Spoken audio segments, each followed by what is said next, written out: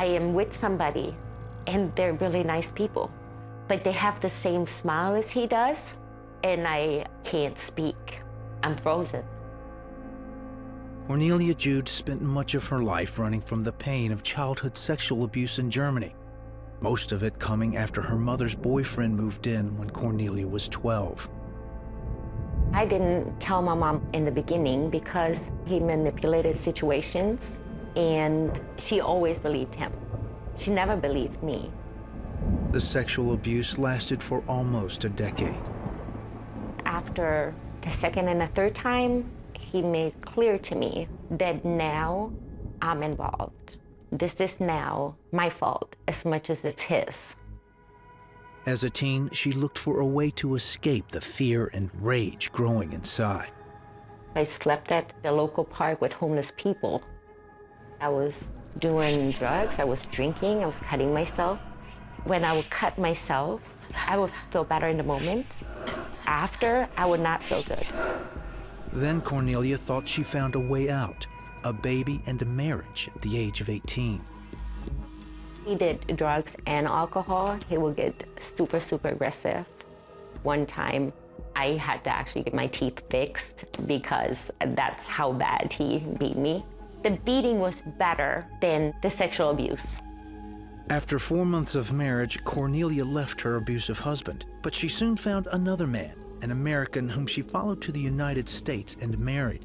However, it wasn't the escape she had hoped for. He was out all the time. He was drinking all the time. I don't know how many times he cheated on me during that time, but I was cool with it. I was fine. I wasn't sexually abused. I wasn't beaten. By now, Cornelia had been having consistent panic attacks, nightmares, and breakdowns.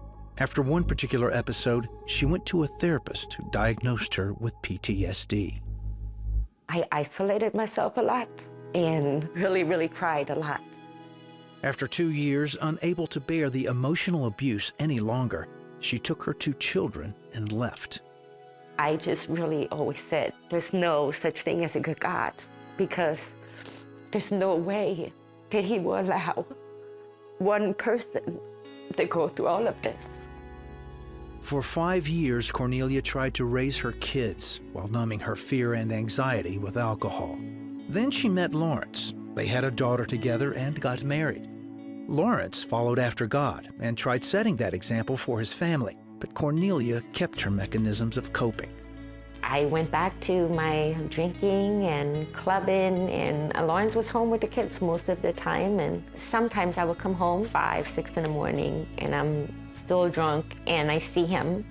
He'll sit on the bed and he's praying, and I will get so mad at him because I felt like that was his way of trying to manipulate me.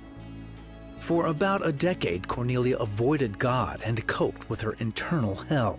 Then in 2015, she noticed a little church on her daily commute. As she passed by it every day, she felt something calling to her. There was this pool. You should go check that out. And I was like, talking to myself, I'm not gonna go in there. Why would I go in there?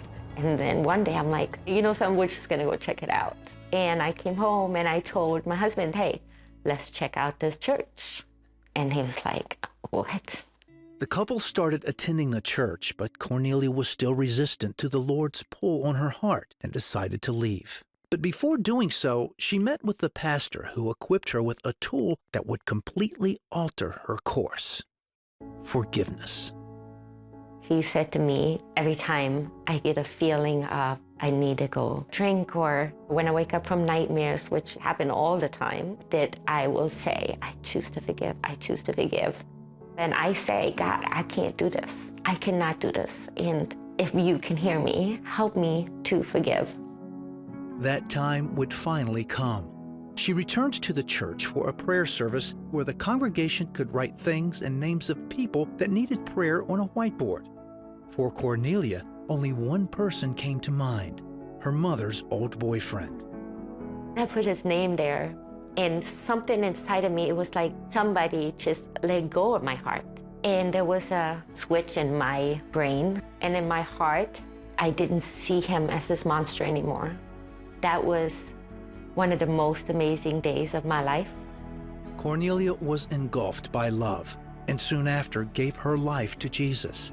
She stopped drinking, and the nightmares and panic attacks began to diminish. With the grace of God's forgiveness and a transformed heart, Cornelia began rebuilding the love and trust of her mother, husband, and family. I needed forgiveness. And if God gives me forgiveness, He could give it to anybody in this world, because that's what He wants to do. He just wants to give us all this grace and all this love, and all we need to do is accept it. And to feel Him in my heart, and to know that on days that I have a rough day, that I could just lean on Him. With Him, I can do anything.